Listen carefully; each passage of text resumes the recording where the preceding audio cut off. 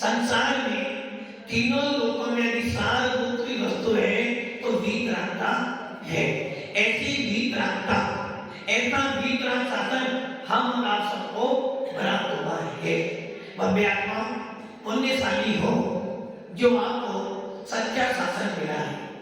ना जाने कितने भवों ने पुरुषार्थ किया होगा जब आकर हमें एक बार ये तीन शासन मिला है। और जिसको वीतराग शासन मिल जाता है, जिसको जिनेन्द्र देव की छत्र छाया मिल जाती है, वो भव्य जीव ये प्रयास करता है कि कम से कम कुछ भी हो एक बार आत्मा में भेद विज्ञान तो प्राप्त हो जाए।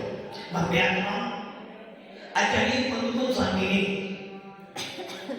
सुनते हैं कि कुंदकुंज स्वामी ने 11 साल की उम्र में, वो सभी 11 साल की उम्र में महाव्रत धारण किए थे।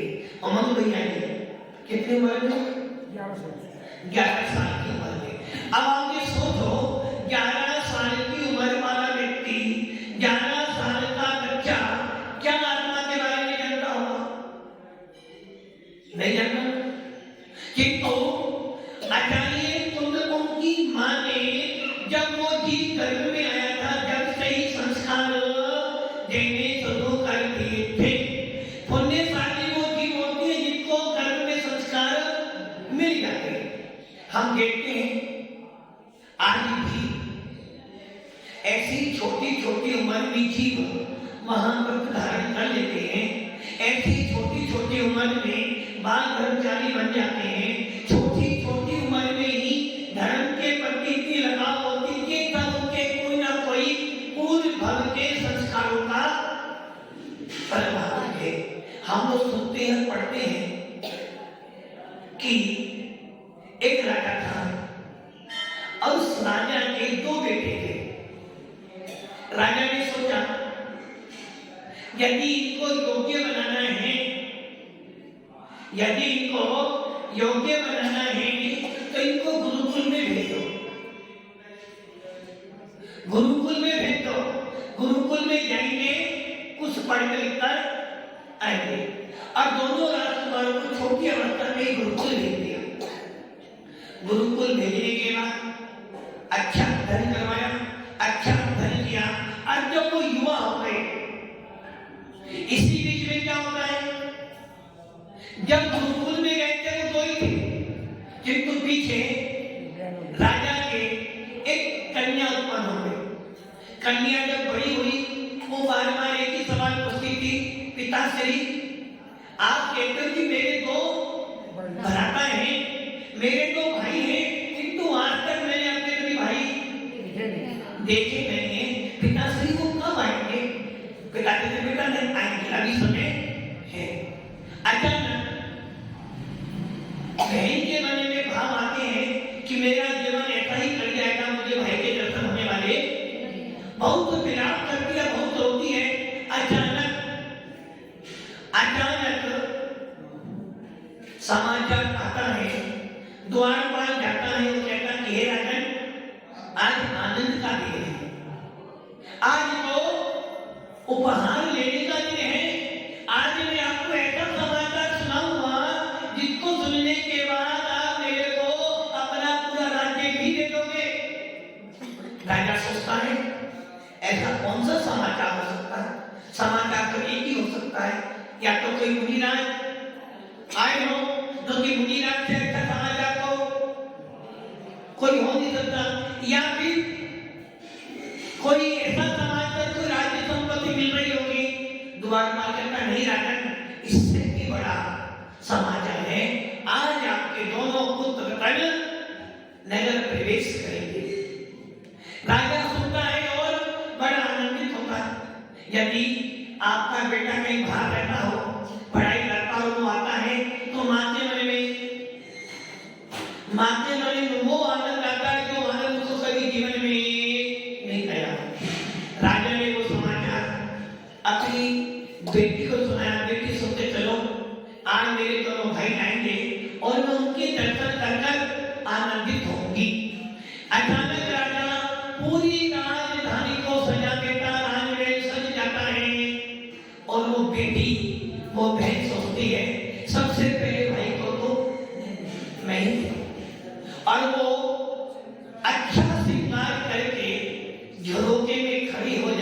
जब भाई आएंगे तो सबसे पहला तो मैं ही भाई को देखूंगी।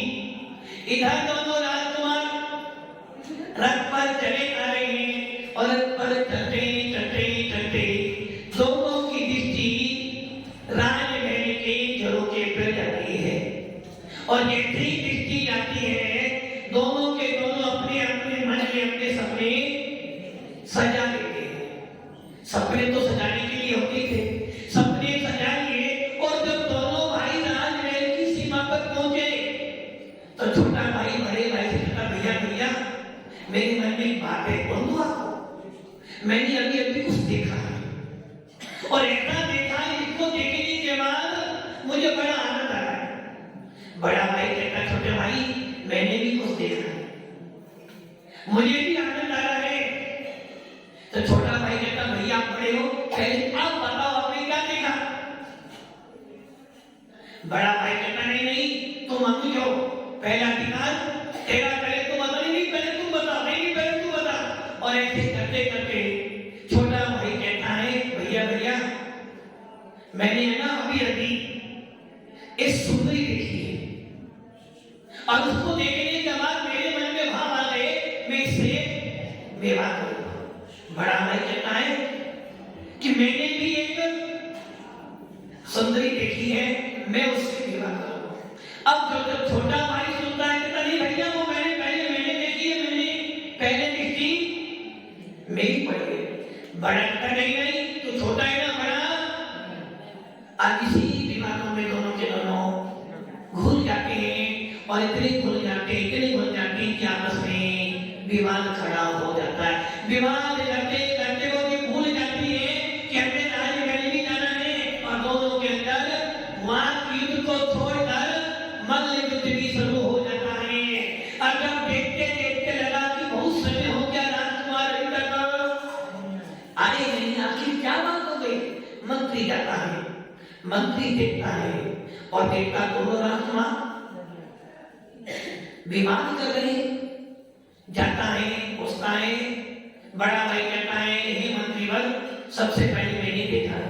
छोटे कहता, नहीं भाई सबसे पहले मैंने देखा है, अधिकार मेरा है, तेरा अधिकार। बड़ा भाई कहता, नहीं पहला अधिकार मेरा है। दोनों की बातें सुनकर मंत्री कहता, आखिर बात क्या बात तो बताओ। हे मंत्रीवर आज हमने एक सुंदरी देखी है और मैं उससे विवाह करूंगा। छोटा भाई नहीं विवाह तो बाद बढ़ते बढ़ते राजा भी आ जाता है, रानी भी आ जाती है, माता पिता भी आ जाते हैं और जब सुनते हैं चलो भाई विवाह करना तो है, अच्छा हुआ आपने लड़की पसंद कर ली, हमें मेहनत जैसे आज तो पहले क्या होता था, पहले माता पिता पहले तो पंडित जाता था, पसंद करके आता था और फाइनल कर देता था। और आजकल ना मम्मी से पूछना ना पापा से लड़का में मम्मी मैंने लड़की देख ली, शादी करनी हो तो कर दो ना मैंने अपने यहाँ, और आपको करनी पढ़ते चलते हो, आपको पता नहीं करूंगा तो बेटा तो शादी। जबकि हमारी पुरानी परंपरा क्या रहती थी, माता पिता लड़की पसंद करते थे और शादी के समय ही लड़का, शादी के समय भी लड़की नहीं दिख पाती थी। शादी हो जाने के बाद भी 1 महीने 2 महीने बाद वो लड़की जब आती थी, जब उसको देखता था आजकल तो मन में लेके आजकल तो शादी बाद में उसकी बड़े सारे काम आप होने की। अब जब राजा रानी पूछते बेटा अच्छी बात है शादी होनी है, जवान हो गए हो और अच्छा है आप आए तो शादी करने की, लड़की है कौन। पिताश्री लड़की बहुत सुंदर है, शादी तो नहीं करूंगा। छोटे बड़ी पिताश्री शादी तो नहीं करूंगा। और जब पूछते लड़की कौन है, पिताश्री हम जब राजमहल की तरफ आए थे तो झोंके में सुंदर लड़की खड़ी थी, उसको देखकर हमारे मन में भाव आया शादी तो नहीं करूंगा। और जब राजा और रानी ये बात सुनते हैं तो दोनों का मस्तक नीचे हो जाता है। वो सोचते हमारी शादी की बात सुनकर पिताश्री इतने उदास क्यों गए। देवर कहते हैं, हे राष्ट्र वालों, जिस लड़की को देखकर तुमने अपने परिणाम बनाए हैं, जिस वस्तु को देखकर तुम्हारे मन में निकारी भाव पैदा हुआ है, जिस वस्तु को देखकर आपने गलत भावना भरी है, वो और कोई नहीं तुम्हारी बहन है। दोनों राजकुमार सुनते हैं हमारी कोई बहन नहीं थी। जब हम राजमहल से नहीं हमारी कोई बहन नहीं थी, आप झूठ बोलते हो। तो पिता से कहते बेटा, उसका जन्म तुम्हारे गुरुकुल जाने के बाद में हुआ है। अब जब ये दोनों बात सुनते हैं, धिक्कार में अपनी बात हो और मनी मन में भावना भारी क्या बनी, राजा राणा छत्रपति। भावना भाते भाते ही विचार कर लिया, बस अब तो कानन में विकी कानन अब बने में नहीं जाना, मन तो मैं कर लिया वो, तब तो बस अग्नि आत्मा के अंदर ही जाना है। जिस भावना से मेरा मन खराब हुआ था, उस भावना का जो मुझे आश्रम हुआ है, उस आश्रम को नष्ट करने के लिए मुझे अब प्रतिक्रमण करना पड़ेगा, मुझे अब प्रत्याख्यान करना पड़ेगा, मुझे अब समाई करनी पड़ेगी, मेरे को अब आत्मा का स्वाध्याय करना पड़ेगा। पिता से कहते हैं बेटा कोई बात नहीं, गलती होती है, चलो आए चलो।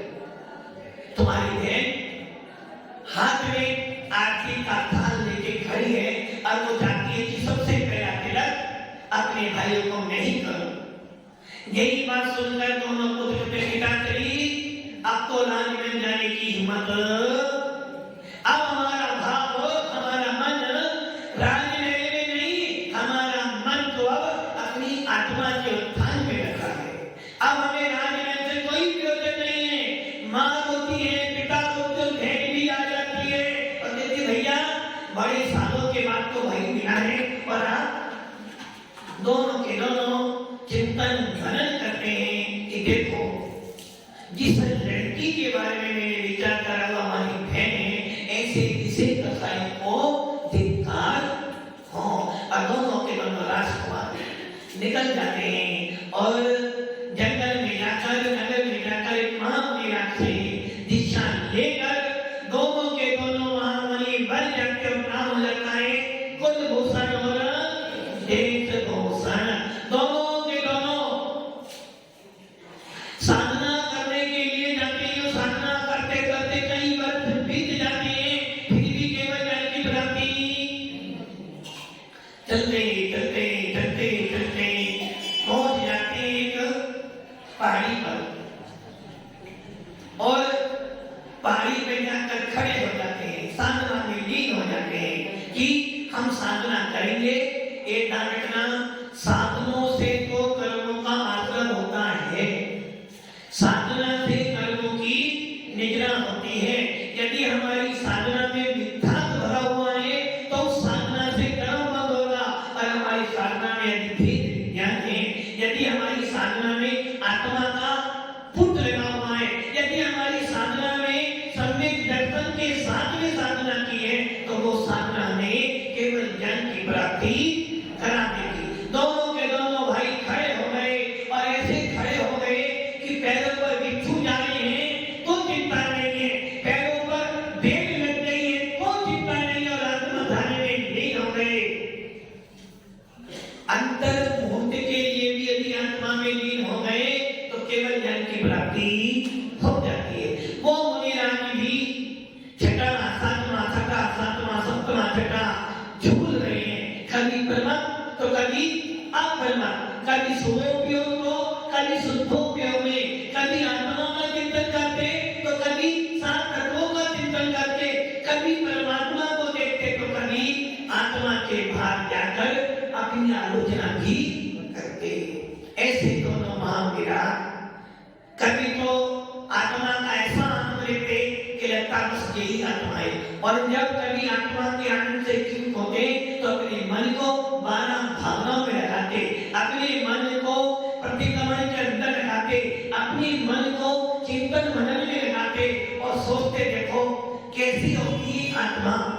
कौन कौन स्वामी समय साधने की कहते हैं कि अपने जीवों, यदि तुझे अपनी आत्मा का ज्ञान प्राप्त करना है, यदि वास्तव में तुझे भेद विचार करना है, तो कम से कम चेतन और अचेतन में भेद करना सीख जा। यदि तुझे वास्तव में आत्मा में रमण करना है, तो अपनी आत्मा को जान कि तू कौन है।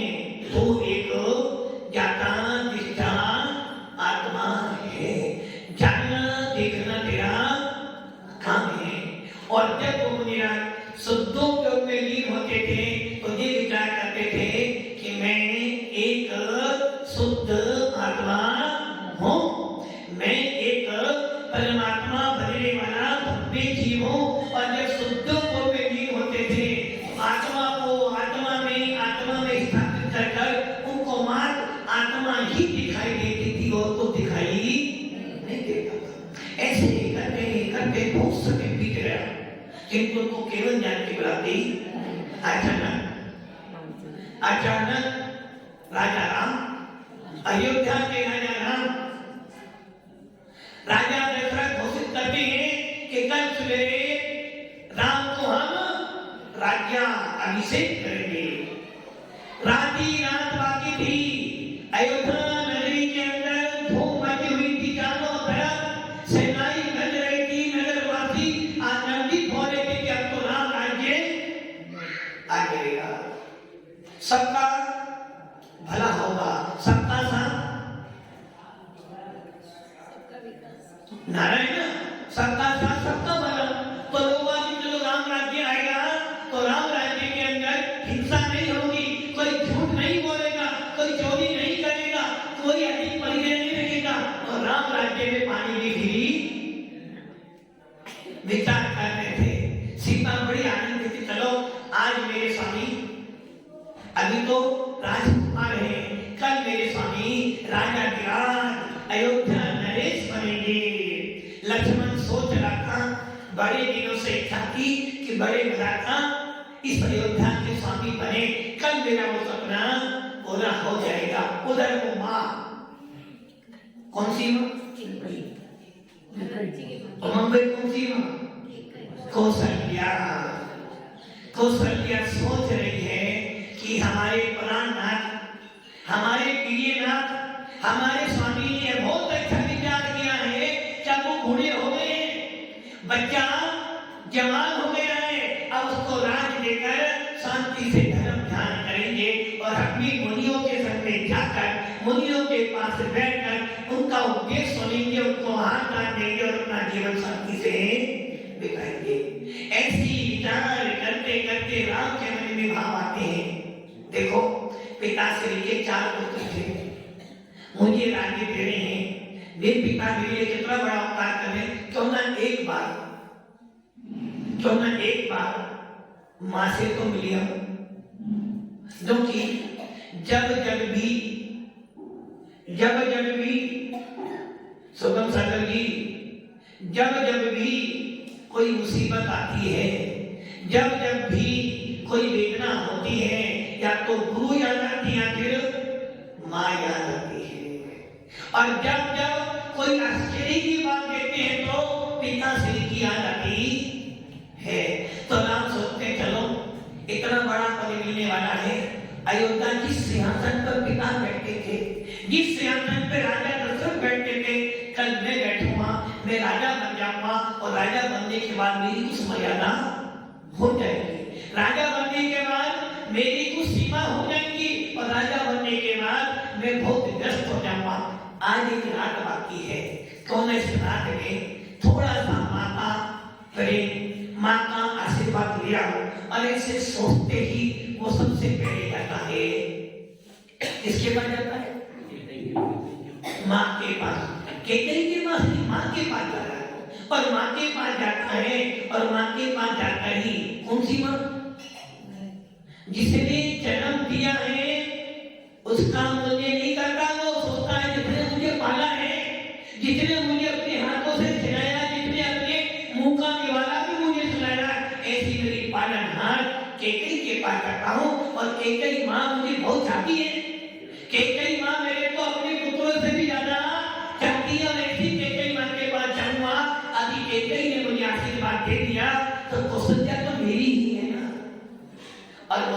है, जैसे ही केकई माँ के पास जाता है, केकई माँ को बैठी हुई कुछ पता ही नहीं था कि क्या हो रहा है। और जैसे ही श्री राम जाते हैं, कहते माँ मुझे आशीर्वाद दे दो, कल से मैं तुम्हारे पिता से, मैं कल से अपने पिता श्री का, कल से मैं तुम्हारे स्वामी का भार अपने कंधे पे लेने जा रहा हूँ। हे माँ, पिताश्री बूढ़े हो गए, उनको आराम की जरूरत है, इसलिए पिताश्री ने ये घोषित किया है कि कल से इस अयोध्या के सिंहासन पर ज्येष्ठ पुत्र राम जी बैठेंगे। माँ मुझे आशीर्वाद दे दो ताकि मैं पिताश्री के सपने को पूरा कर सकूं। जैसे ही केकई ने ये शब्द सुने, पैरों से धरती निकल गई। उसे लगा कि पूरा का पूरा आसमान नीचे गिर गया है, किंतु बोलूं कैसे? अचानक कैसे निकल, कोई बात नहीं, भरत जी बने या राम जी बने, पुत्र तो मेरा ही था। भले ही मैंने राम को जन्म नहीं दिया है, किंतु राम मुझे भरत से भी। अचानक माँ आशीर्वाद देती है। राम जी बड़े आनंद में कि मुझे केकई ने आशीर्वाद दे दिया, अब मुझे किसी का आशीर्वाद, और वो चला गया। इतने में ही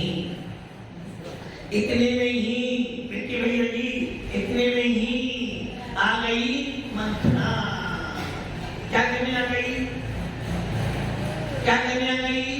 मंगल में अमंगल करने आ गई। अर्थात लोग कहते हैं चंद्रमा में दाग नहीं होता है, किंतु चंद्रमा में दाग पाया जाता है। और वही काम मंथना ने कर दिया कि मंगल तो हो रहा है, किंतु उस मंगल में थोड़ा सा सही लगा दो। मंथना आई, और जब मंथना आई तो कहती है मंथना, आज तो आनंद का दिन है, कल मेरा राम राजा बनेगा, कल मेरा बेटा राजा बनेगा। जब उस पे वो स्वर्ण का सिंहासन और मुकुट लगेगा तो मेरे राम की छवि आलोकित होगी, जिसको देखकर मेरे मन में बड़ा आनंद रहेगा। बस मंथना ने ये सुना और उसने अपना स्त्री का बिछाना शुरू, और उसने ऐसा कान भरा कि जो केकई माँ राम को भरत से ज्यादा चाहती थी, उस केकई माँ के मन में जहर भर दिया। एक माँ सोने के गिलास में दूध लेकर आई है, एक माँ सोने के गिलास में दूध लेकर आई है। उमंग भैया जी दूध पियोगे? उनके गिलास में दूध है, किंतु उस गिलास के अंदर थोड़ा सा जहर है। क्या करा केकई ने? दूध को लिया सोने गिलास में, किंतु मंथना ने उसमें क्या कर दिया? थोड़ा सा जहर केकई के कान में भरा, और वो कान में सुनते सुनते हृदय पे पहुंचा। हृदय के अंदर वेदना हुई तो वो सारा मस्तक खराब कर दिया। और मस्तक के खराब हो जाने पर अब केकई सोचती है, यदि राम जी राजा बन गए तो भरत जी को उनके नीचे ये मुझे स्वीकार नहीं है। शादी से पहले 2 भाई 4 भाई एक ही माँ के पास रहकर खाना पीना खाते हैं, और शादी हो जाने के बाद 4 चूल्हे, पहले 1 चूल्हे में 10 खाते थे, शादी के बाद 4 खाने वाले 4 चूल्हे। वही माँ यदि छोटे बेटे को मलाई वाला दूध देती थी तो बड़ा भाई बेटा कोई बात नहीं, छोटा है, छोटा खाएगा तो घर में शोर मचा देगा। शादी के बाद अब बड़ा भाई कहता माँ तू भेदभाव करती है, शादी से पहले बड़े भाई को अभी माँ ने कुछ दे भी दिया था तो छोटा भाई कहता था कोई बात नहीं, बड़े भाई पिता तुल्य होते हैं। और जैसी भाभी आ गई, नहीं बड़े भाई को दिया है तो माँ मुझे नहीं चाहती है। क्या हुआ? जो घर बना हुआ था बिखर गया। किसके आने पर? स्त्री के आने पर। स्त्री तुम भी थी, बहू रानी के आने पर। अच्छा गलती बहू रानी की थी ना? बहू रानी आती ना छोले देखिए भैया ना बहू रानी आती ना चले, सही है ना। गलती ना बहू की है, गलती तुम्हारे बेटे की है कि बेटे ने माँ के प्रेम को भुला दिया। अरे जो स्त्री अपने घर में आई है, तुम साथ घर दे के लाए हो, एक कहा देखना माँ का प्रेम कभी